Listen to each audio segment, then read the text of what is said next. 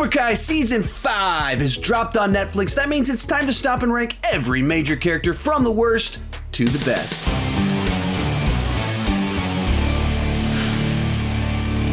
While I'm talking, be sure to share your ranking of the characters down below in the comment section. As I go into my list, I'm ranking them based off intrigue, entertainment, and character development. One more thing before we get started, this video is brought to you by Factor. So last year I turned 40, and the older I get, the more difficult it is to stay healthy and energized, and a huge part of that is eating properly. Factor has been a huge help by offering variety that still hits that sweet spot of being delicious, meeting my nutritious goals, and being extremely convenient to cook. Factor makes meeting your nutrition goals easier than ever by delivering fresh, never frozen, dietitian approved meals right to your doorstep. Factor offers keto, calorie smart, chef's choice, and vegan plus veggie options. The part that was huge for me is that Factor is no prep, no mess. I've got 3 kids and a YouTube channel that keep me very busy.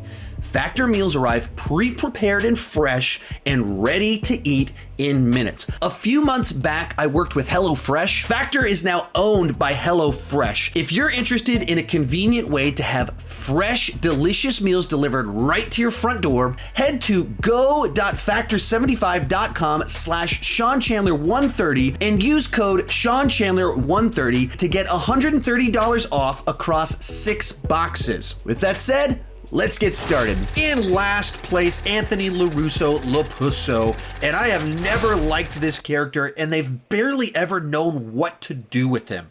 In the first 3 seasons of the show, he's just kind of this character in the background that's Daniel and Amanda's rude, entitled son who's as spoiled as can be and talking about how he's just going to buy a new video game system as if his dad takes it away from him. I mean, he just had no redeeming qualities, and in fact makes Daniel and Amanda seem like much worse parents because of the things they allow him to get away with.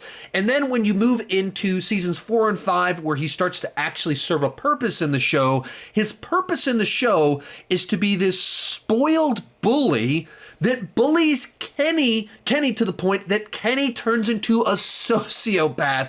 And they've started to kind of turn him around and have him learn and grow, but they haven't done enough to give him an arc or give him any redeeming qualities, in which case he's just kind of this character that's there and really unlikable. Number 19, Kyler, and this is a character that's intentionally one-dimensional from the very beginning. He's established as this manipulative bully that's entirely selfish, and now that we're 5 seasons in, that's essentially where he's at. And while he does that role well, to be the bully, you're not supposed to like him, and you don't. They haven't given him any layers, depth, certainly not any sort of arc, except maybe in the season 5 finale where he doesn't go with Silver in the last 10 minutes.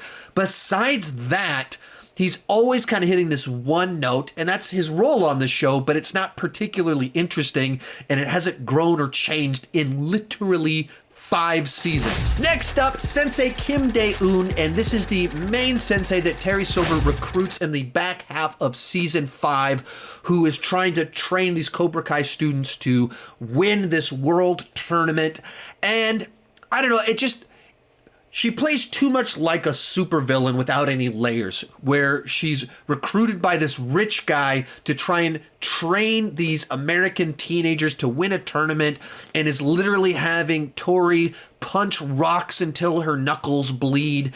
And they give a couple layers as to why she would have this extreme motivation to try and train these students to win the tournament for the honor and the glory for her style. But that also plays her like a supervillain when she's doing this to kids without giving enough of a reason for it, without giving her enough layers. So when she just kind of comes in as this person that, like, literally one of the people that works with her has an eye patch, they just play like caricatures of evil senseis in ways that Crease and Silver haven't really been portrayed. And so she's kind of the face of these just sociopath senseis wasn't very interesting to me. She does kind of have a little bit in kind of giving the history of Cobra Kai. I liked that aspect to it, but otherwise, I wish she'd been played more as a layered human rather than a caricature. Number 17, Carmen Diaz. She's fine. I don't have any problems with Carmen. She doesn't annoy me, but she's never really given her own plot line, her own place to stand out. Her role is in relation to our main characters. She's Miguel's mom, she's Johnny's love interest, and there's always been kind of that back and forth of does she want Miguel to do karate or not, but it's always to serve other characters. It's never for her to stand out and do something interesting. And so while she's fine, she's just not interesting, and they haven't done anything with her to move her higher up on this list.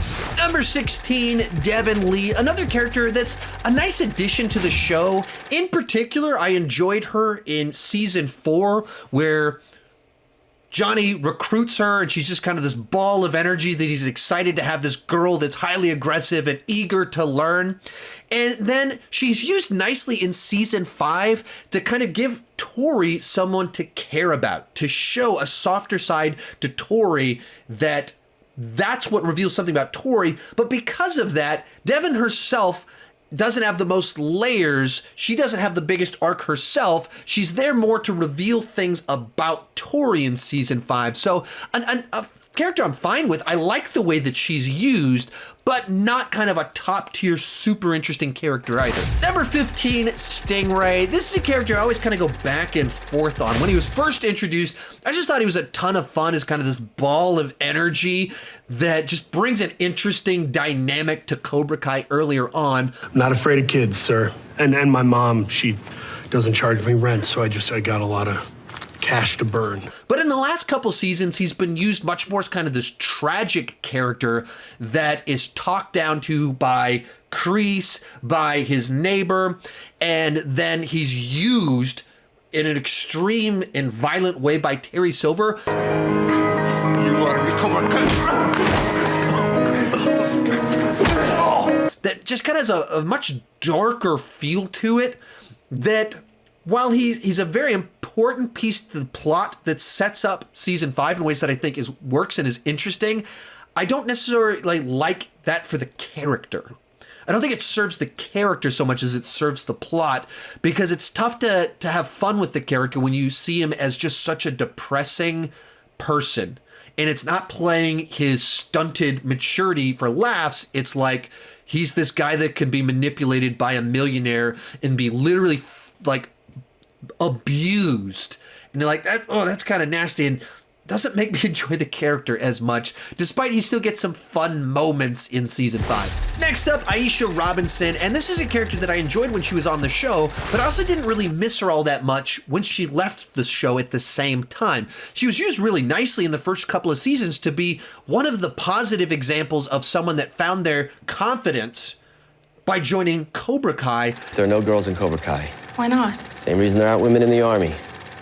Doesn't make sense, right? I'm just saying women aren't meant to fight. They have tiny, hollow bones. And while she certainly has ways in which she has a darker streak in season 2, she doesn't go full-blown Hawk. She doesn't turn into a complete and total jerk the way that he did, in which case she's kind of an example of some of the positive of what Johnny was able to do early on.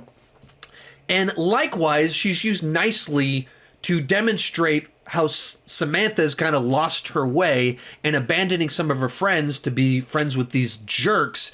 And Aisha's kind of the face of like, what are you doing, Samantha? What are you doing in the way you're treating people? But because she kind of left the show right as the dynamics were kind of shifting of who's good, who's bad, it felt like she didn't really even kind of get that full arc the way some of the other characters did. And so it's tough to have her higher up on the list when it's like half of a journey. Number 13, Kenny. Now, I really dug what they did with him in season 4 as showing kind of his villain origin story, where he's bullied by, of all people, Daniel's son is the bully to Kenny that pushes him to try and find a way to defend himself and find his confidence, and in doing so turns to Cobra Kai as it is being taken over by evil senseis and the way that Robbie is trying to kind of guide him.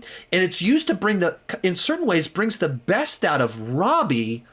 But because of the context of where everything's taking place and everything that's going on with Robbie and having Terry Silver and Crease speaking into him, it brings the worst out of Kenny.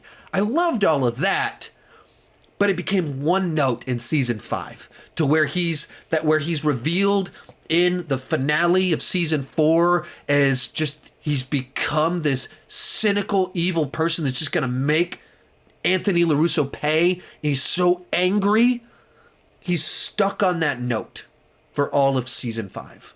That he just drank the Cobra Kai Kool-Aid, and he's all in, full of rage, full of anger, and there's not any nuance to it. And so I would, like, based off season 4, I would have had him higher up. And I think I did after season 4. Brought him down because it stayed on that one note all the way into the finale. And I wish there'd been a little bit more to that transformation. It had a little bit more for him to do in season 5. Number 12, Amanda Larusso. I've always just kind of enjoyed this character as the voice of reason on this show. 2 men in their 50s are starting back up their high school karate rivalry, and she's the person on the show that sees just how silly this is. What are you, Tango and Cash? Tango and Cash were narcotics detectives. Oh, I'm sorry. You do realize neither one of you are cops, right? And sometimes she's joining in, sometimes she's has her little say in it. For the most part, she's just kind of the person calling out the absurdity as it's happening. And it makes for some funny lines, but also just grounds things a little bit. That someone in the show realizes this is pretty ridiculous. Now, they haven't given her a ton of her own kind of story or character arcs. Season 4 is probably the one who's the most distinct, where she's kind of mentoring Tori, the person that tormented her daughter. And I think that's kind of where I wish they could give her a little bit more of that. But even in that, her role is to serve a different character that has more of an arc. And so she's very much a supporting character that's there to be the voice of reason, to help other characters on their arcs. But herself, she's kind of stayed pretty stagnant as to her role on the show. Next up, Dmitri, and this is someone that I absolutely could not stand for the first 2 or 3 seasons of the show because he was just so whiny and complaining and doing everything that could absolutely drive me and every adult on this show crazy. So, probably an easy enough fix to correct the... And somewhere towards the end of season 3, they started to kind of turn him around a little bit and take away the stuff that made him insufferable and just made him more quirky. Have him start to actually take actions, grow, and change. And so they were able to get to some of these moments where they start to have payoff, where you're actually happy when he's able to kick Hawk into a case. You actually care about the journey that he's on, and it's very satisfying when he starts to win fights in the tournament at the end of season 4. And you actually enjoy the fact that he's able to win over the girl that so harshly rejected him in season 1. And so kind of an example of how a character that's written to be really annoying can slowly change and grow in ways that actually kind of win you over just a little bit without radically transforming their personality. Kicking off our top 10, Robbie Keane. And this guy's always kind of driven me a little bit crazy because he's so difficult. And because of all the wounds from his childhood, from both his mother and his father, he just had such a big chip on his shoulder for 4 seasons that he just had these radically dramatic shifts. Season 1, he's being trained by Daniel so that he can stick it to his dad. He's lying to everyone.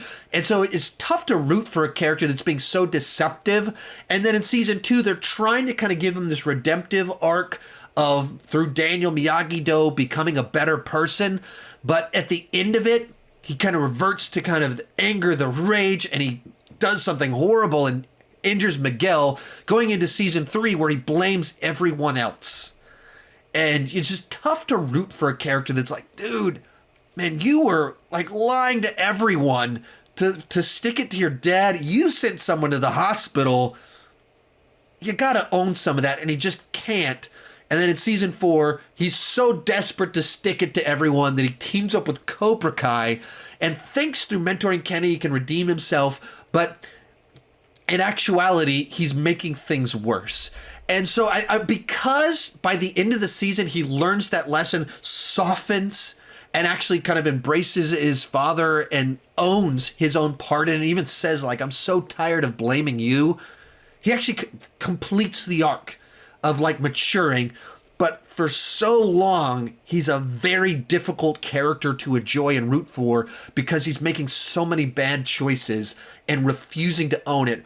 And I think he also has the problem of when he's not that conflicted character, he's just not all that interesting. So you get to season 4, and the drama's gone. It's nice that that's kind of resolved, but he's not as interesting. So for me, he's never really been a top tier character. Number 9, Chosen, and this was one of the standout characters of season 5 that's brought in to be Daniel's muscle in the adventure of trying to stop Terry Silver. And all along the way, he steals scenes, gets a bunch of great laughs, gets a bunch of great fight scenes. And there's just something incredibly satisfying of watching Daniel's rival from Karate Kid 2, who was literally trying to kill him. I pushed him down a cliff. I fight him to death. Oh yeah, what are you, a ghost or something? Now become the person that's dedicated to defending Miyagi-Do and making things right for Daniel. And that's cool. That's really satisfying. And then even at the end of the season, they even kind of give him a little bit of that, just enough of kind of that character development of there's that person that he's loved that he's never known how to reach out to because of what happened in Karate Kid 2. It's just a really nice journey for him to be on. Now, he's not designed to be front and center, star of the show, big emotional character arc. No, he's the guy that's added in, that's this nice spice that makes episodes better, makes scenes better. You know, a few months ago, I saw him take on an entire hockey team. 5-on-1, he beat them all. I saw him save young girl from typhoon. Just great character in that supporting role, and he's doing a great job at that. Then we have John Kreese, one of the main villains of the show, and he's a bit like John Rambo. Glad you made it! If John Rambo had decided to open a karate dojo instead of blowing up a gas station. And kind of what makes him so fascinating is that he is this man that is so broken at his core because of what happened to him in Vietnam, and he's never been able to move on. He is stunted in this just harsh worldview that he gained from being in actual war, and has just brought it back to California, brought it back to the Valley, and he's been stuck in that for now 50 years and views these teenagers as this new ingredient in this war that he's fighting for this sick worldview. And through kind of some of the flashbacks that they've given him, through his relationship with Terry Silver as well as Tori and Johnny, you just see this person that thinks he's doing the right thing, thinks that he's trying to help them by preparing them to be hardened for this world, but really he's making them worse in the process, and he just can't see it. He can't grow. He can't change. And there's something about that that's both compelling, but also that I think holds him back from being kind of that top tier villain, because he does turn out to be so one-dimensional. That he has little moments of softening at the end of season 4 during the tournament and certain interactions with Johnny. Let him go. Now. You can kind of see him just a little bit backing off, but he also can't let go of it. He can't fully change, and so he's on that one note, and I don't know where we're going to go in season 6 with everything they're doing with him breaking out of prison, but they might potentially be able to do something very cool with this character if he's able to work through these demons that he's had for 50 years. Number 7, Tori. Now, I hated Tori in seasons 2 and 3 because she was just so one-dimensional and unable to accept her own culpability in everything taking place. She just kept pointing fingers, blaming everyone else. And they tried to, in season 3, soften her a little bit by giving us some background about her mom, and like the sleazy landlord is trying to take advantage of her. But it was too little in light of how much she's just hardened toward everything. And season 4 went a long way through bringing Amanda into her life to making her this multi-layered character that actually is growing and changing and realizing she doesn't just have to fight everyone, that everyone isn't out to get her, that Samantha's not the bad guy just because she's rich. And they find a way to have Samantha do things to Tori that you're okay with Samantha doing it to her because Tori was so awful to her. But at the same time, you feel bad for Tori in the moment and you realize her worldview. That's where you've gotten the writing right to where you can understand both perspectives and feel properly the emotions of all the characters as these incidents take place and add layers to her. And then that continues in season 5 where she's trying to do the right thing, but just feels trapped in this game that she's been playing. She's made a series of terrible choices for 3 seasons that has left her somewhere where there's no good options, and she's living with that. And she really has to like go on this full arc and own the consequences of all of it, do the right thing at the end of the season, and actually gives her this great arc to where I couldn't stand her for 2 seasons, and then she became one of the more compelling characters for the last 2 seasons. Next up, Eli Moskowitz Hawk, one of the characters that has gone on the biggest journey of them all, because he starts off the show as just this horribly shy, introverted kid that is just treated horribly by everyone around him, has no confidence, and through Cobra Kai transforms himself into this other personality, Hawk, who becomes the exact thing that he hated. He becomes the bully that treats people horribly and he goes from becoming this better version of himself to the worst version of himself, where he's legitimately committing felonies against his best friend because of this persona that he's created, and then gets a redemption arc through the process, and then is broken once again in the next season, loses his confidence, and then finds balance in all of it in the last season and a half of being someone that has a better idea of who he is. And he's not the shy little kid. He's not the bully. He's Eli Moskowitz who has confidence. So he has this gigantic journey that he goes on. I think at times he goes too far. When you literally have him breaking people's arms, he's a full-blown psychopath. Like he's a sociopath that's just committing felonies. And so his redemption was maybe a little bit rushed there with how dark he goes to how quickly he turns back. But he is this character that has been on this tremendous journey. In 5th place, Samantha Larusso. And this is a character that I've just always kind of liked the way that she's used. And while doesn't have the flashiest arc, she doesn't have the biggest transformation, she's used as a teenager that's just kind of in the middle of everything all along the way. To where from the get-go, she's introduced as being friends with all of these super snooty rich girls that are bullies, but it's clear that she's not one of the bullies. She's dating Kyler because she thinks he's different than he actually is. She's always kind of torn in the middle. You know, you move into the next season and her ex-boyfriend and her best friend are Cobra Kai while she's on Miyagi-Do. In season 4, she's the person that wants to be trained by Johnny, but her dad is Daniel. And so she's kind of torn in the middle all along the way. And while she is this kind of girl with this kind of great family in many regards, that doesn't mean she doesn't have issues of being bullied and being afraid of things. And so it's not the big flashy stuff. It's just the more normal, relatable side to things. That's what I've liked about her. Even in season 4, and enjoyed, she's one of the people trying to teach Daniel, Eagle Fang's not the wrong way, Miyagi-Do's not the right way. We all need to find our own path. And she helps them understand that. Loved her moments with Johnny in season 4 and all the kind of things they've done with that.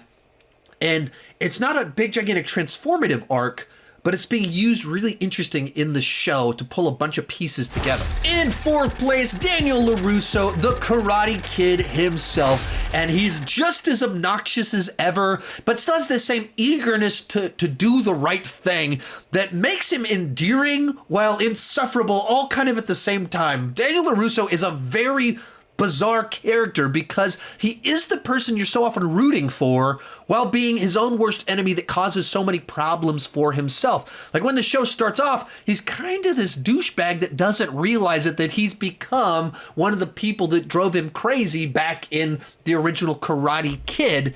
And so much of the tension early on is that he doesn't think that Johnny can change, so he just keeps assuming the worst of Johnny, and the two of them keep escalating things because of that. And you kind of go throughout the seasons as they have these mini adventures. That flaw that he just can't assume the best of Johnny for so long drives so much of the conflict of the show. I just want what's best for Miguel and all of your students. So now you know what's best for Miguel. And so much of what makes it compelling and interesting, because it feels real and true to the character, but also what makes him this really kind of obnoxious guy that he can't grow and change. And even as you move into this last season, he's this guy that's still impulsive and emotional and overreacts to things that causes so many of the problems that he has to deal with that you see in particular in this season, latest season. But just a guy that it's interesting to watch someone that with such obvious flaws, but always trying to do the right thing and has so many great qualities, but held back by just that nature that he has. Real quick before I give you my top 3, be sure to join me down below in the comment section. If you're up for the challenge, share your ranking of all the main Cobra Kai characters, or who's like your top 3 characters and who are your bottom 3 characters. Also, I've done a ton of other Cobra Kai content. I've ranked the seasons, ranked the movies, the episodes of the latest season, all that fun stuff. If you want more Cobra Kai content, you can check it out right up here when this video is over. In third place, Terry Silver. And one of the things this show has done so well is pulling from the original trilogy and taking little details, side characters, and giving them fleshed out details. And so they take Terry Silver, who's this pretty ridiculous, over-the-top villain in Karate Kid Part 3, and they flesh out this character of this man that's actually trying to do the right thing, trying to change and grow.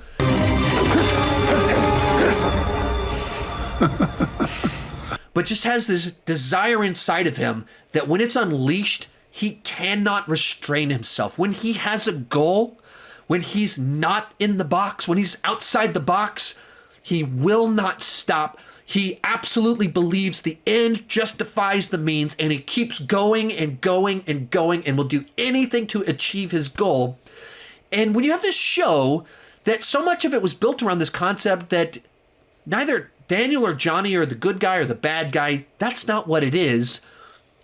But you introduce these characters that actually are villains. He becomes the great villain of the show.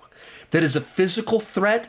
He's a mastermind. At the same time, he is trying to help some people. He is kind of a mentor, but he uses everyone as a means to his end. It's all about his goal. And he absolutely believes he's in the right. He's absolutely okay with whatever he's going to do. And it becomes such a great, exciting addition to the show because of that. You just don't want to admit there's always been a little Cobra Kai in you. And makes Karate Kid Part 3, a pretty ridiculous movie, better because of what he did in this show. And that was pretty impressive because Karate Kid Part 3 is a very flawed film.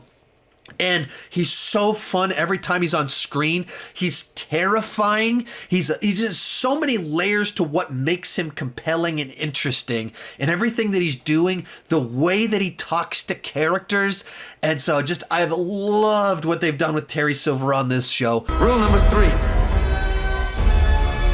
A man can't see, he can't fight. One of my absolute favorites, and so he's made his way into the top 3. Our runner-up, Miguel Diaz, our new Karate Kid. At the foundation of this franchise, whether Karate Kid or Cobra Kai, is this idea about these sons in need of a father and fathers in need of sons, and these unusual, unlikely mentorship relationships that happen that give each of these people exactly what they needed. And at the core of that for this show has been Miguel being this kid that's being bullied, finding Gianni as his new mentor, who's a very unlikely new Miyagi, and the journey that goes along with it. And what they've done with Miguel that's been interesting is that it hasn't been like a single path that he's been on. Season 1 was about him finding confidence, defeating his bullies, and along the way he kind of goes too far and becomes the worst version of himself by the time that you get to the finale of the first season. And then at the end of the second season, his back gets broken, and season 3, Johnny's working with him to like regain his strength and his confidence because of that. It's all right, you felt like a champ. But when you get to the tournament at the end of the 4th season, the tournament doesn't mean to him what it meant before. Everything that this kind of journey, it was no longer about him. It was about all this other stuff, and he needs to figure out who he is. And so part of that is discovering who his father was in season 5 and realizing, I needed this answer. I needed to know who my biological father was. I needed to meet him. But that's also not the person I need in my life. I already have the person I need in my life. And just kind of this very nuanced journey of a person that feels real, that he'd want to meet his father, but also that doesn't mean he needs his father in his life. And just kind of love those kind of dynamics that they gave him. And then it's not just about the tournament. It's not just about karate for him, though that is such a big key piece of his life. And they found new places to take him all along the way. Also in season 4, much like Samantha, he was one of the characters trying to get Gianni to understand it's not just about one style. I want to learn from both sides. And of course, Miguel gets one of the most gut-wrenching moments of the entire series, where at the end of season 4, he goes to Gianni, who's very drunk and beaten up. I love you. I love you too, Robbie. Just such a gut-wrenching moment that at the same time, Gianni absolutely does love Miguel, but at this vulnerable moment where each of them are at just everything is stripped away, Gianni says just the wrong thing in that moment. And just so many layers to all of this, so much emotion to all of it that's so profound when Gianni shows up to rescue him in Mexico. Just so much great stuff. But without question, for me, in first place is Johnny Lawrence, and there's no competition here for me. He's the most entertaining character. Nice shirt. Thanks. I'm joking, it sucks. The doctor said I could be on the spectrum. I don't know what that is, but get off it pronto. And he's the character with the most compelling journey. And what's so fascinating about it is that they found a way to take this villain character from the original Karate Kid and essentially invent this new personality for him that's so funny, that can be played for laughs, that can play like this caricature of the guy stuck in his high school glory days in the 80s. Go to another angle. There is no other angle. But it so perfectly fits the tone of the show and works for what they're trying to do. And he's still a believable character, because it always balances it just enough between the hilarious Johnny-isms and the crazy things that he says and does, with playing like a real person that has so many regrets in the way that he handled the birth and life of Robbie up until the start of the show, how much he was damaged by Crease and the loss in the Karate Kid, but also his redemptive arc, that he's realized he's hit rock bottom and he wants to be a better person and discovers that through Miguel. That it takes him back to this thing that was so important to him when he was young, but what if he could do a better version of it? And then when he sees Miguel turning into the bully that he was in the Karate Kid, that Johnny was in the Karate Kid, he wants to pull it back and he wants to be better. He wants to grow. And all along the way, he's this person taking these steps. He's still very broken. He's still a person with a lot of baggage that makes a lot of mistakes, but he's trying to be better. And then in particular, as you get to this last season, he's arriving in a sense. That like he's no longer damaged by the past. He likes who he is. and he's making amends, and the people around him are seeing that. Even Robbie's like, you've changed. And then he goes and he rescues Miguel, and it's so powerful. And he learns Carmen is pregnant, and he's like, I'm not gonna be the guy I was before. And even Robbie's mom is like, sees the best is coming out of him. Even his rival of his whole life, Daniel, is so excited for him.